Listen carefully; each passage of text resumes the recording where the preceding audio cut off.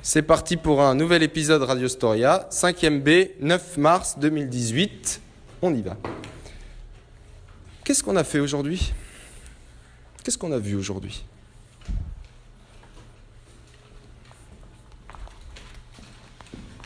On a vu la croissance démographique de l'Inde. Oui, on est revenu sur la croissance démographique de l'Inde, ce qu'on avait dit hier, mais on a écrit dans les cahiers, qu'elle était très forte, mais qu'elle ralentissait.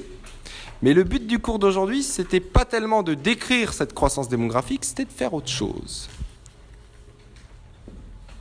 Dans la ville rurale, les femmes avaient plusieurs enfants, mais dans les villes plus urbaines, il avait moins. Alors, à la fin du cours, on a montré des différences entre les villes et les campagnes, que dans les villes, on avait plutôt moins d'enfants que dans les campagnes, mais pourquoi, entre 1950 et 2015, la croissance de l'Inde a été très forte? Car il n'avait pas très de médecins pour arrêter les reproductions. Alors, il y avait peu de contraception et dans le même temps, les médecins, ils permettaient quoi? Pour prévenir de devenir malades. Ah! Donc les progrès de la médecine ont fait que les gens sont devenus de moins en moins malades, et comme ils ont vécu de plus en plus longtemps, eh bien, c'est aussi pour ça que la croissance démographique, elle a progressé. Il y a une autre raison qui explique le progrès de la croissance démographique. Aussi par l'agriculture qui a augmenté très fortement. Oui, alors, médecine et agriculture ont permis la forte croissance de la population.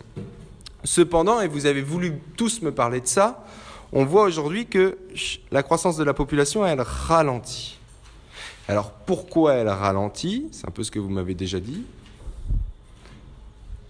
Car il n'y a plus d'accès aux méthodes préservatives. Oui, ce qu'on appelle les méthodes contraceptives.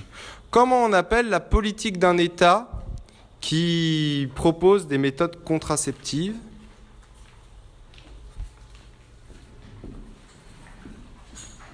On l'appelle le planning familial. On l'appelle le planning familial, très bien. Alors, est-ce qu'aujourd'hui, la population en Inde, elle voit sa croissance ralentir partout, uniformément? Est-ce que le taux de fécondité diminue partout de la même manière? Non. Non? Où est-ce qu'il reste fort? Ou est-ce qu'il a fortement diminué? Au nord, il reste fort et au sud, il est faible. Oui, au nord il est fort et au sud il est faible. Alors maintenant, pour terminer, pourquoi il reste fort au nord et il est plus faible au sud?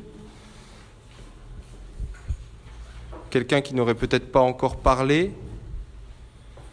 Bon, eh bien on fera parler plus de monde plus tard, mais... Parce qu'au nord, ce sont les zones rurales et au sud, les zones urbaines. Oui, car au nord, ce sont des zones plus rurales et au sud, des zones plus urbaines. Merci, il y aura des coupes à faire dans ce Radio Storia. Mais souvenez-vous bien